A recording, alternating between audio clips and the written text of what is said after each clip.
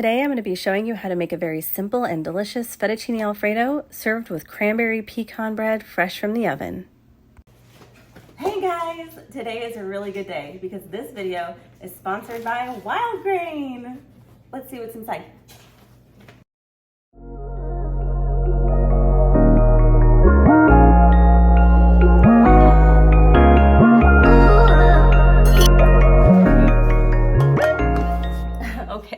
So I opened the box yesterday and I'm really excited, but before I show you what's in the box, I just want to let you know why I love Wildgrain. I actually tried them last month, a few weeks ago, for the first time because I read about them and their clean ingredients, and I had to jump on it. I love carbs. So like for instance, this sourdough rosemary garlic bread, it's just made with organic unbleached flour, water, garlic, sea salt, rosemary, and organic extra virgin olive oil.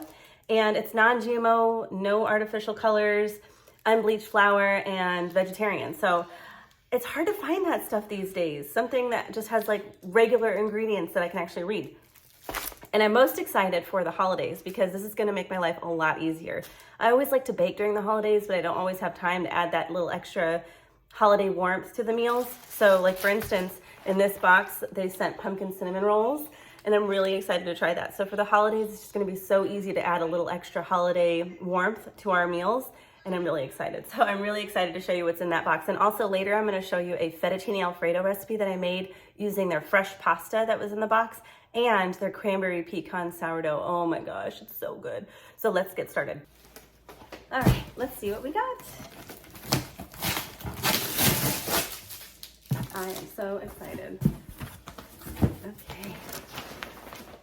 So, looks like there's some dry ice packs in here. We don't want to touch those, so we'll make sure we get those out very carefully. I'm going to go put this outside real quick. I'll be right back. All right, we're back. Okay, pumpkin cinnamon rolls. Oh my goodness. Fresh pasta, tonarelli. Look at how to say that. Fettuccine.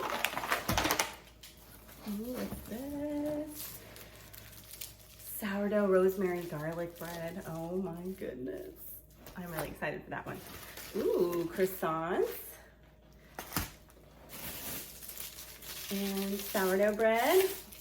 Classic. And slow fermented cranberry pecan bread.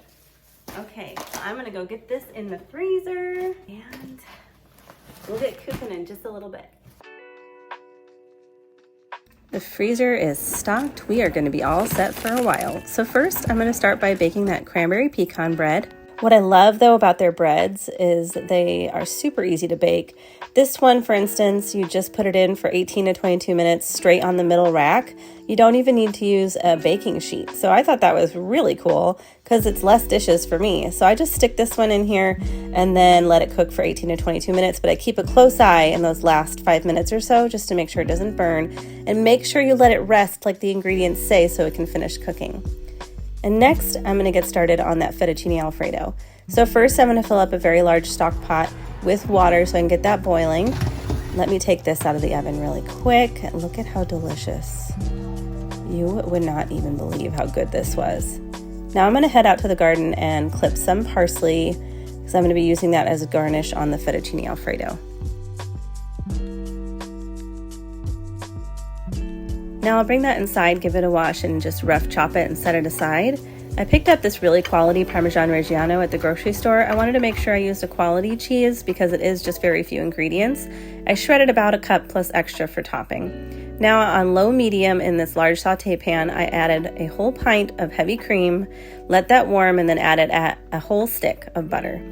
Then I'll saute that a little bit, stirring pretty frequently while that butter melts. I'm going to add a ton of salt to the water and then add my pasta really carefully. For fettuccine alfredo that's authentic, you want to make sure that the pasta water does have a good amount of salt in it to add the flavor. It's a lot of simple ingredients here. You can add some garlic to the sauce if you like. You can either saute it ahead of time or add it after, whatever you prefer. And then I'm adding the cheese, and the cheese does take a little while to melt because it is on low-medium heat here, so you just want to stir it for a little while. It may take 3 or 4 minutes, maybe even a little bit longer. just be patient with that sauce. And you can continue to cook and reduce it so it's thicker if you like. Then I like to add some fresh cracked pepper. You can add salt if you like, but if your pasta water is salty enough, you won't need to do that. Now we're just going to strain this pasta and make sure it's not overcooked. It's really important that it's al dente, especially since this is fresh pasta. You can also reserve about a cup of that pasta water to add to your sauce to thicken it up a little bit. Now add those noodles to the sauce and stir it up, and with fettuccine alfredo, you want to serve this immediately. You don't want to serve this cold. It just does not taste nearly as good when it's cold. You can definitely top this with chicken, or you can zhuzh it up any way that you like. And now I'm going to be slicing that delicious cranberry pecan bread. Oh my goodness, it was so soft, and the sweetness from the cranberries and the pecans really complemented the savory saltiness of the fettuccine alfredo. Now as a garnish, you can go ahead and add some more of that Parmigiano Reggiano. I love cheese, so I actually added a whole lot more after this video. And then of course that fresh parsley and your bread. Look at how delicious. If you'd like to check out Wildgrain, there is a link down in the description for you. And to get $10 off your first box, use code LAURALEGGE, just my name, easy to remember.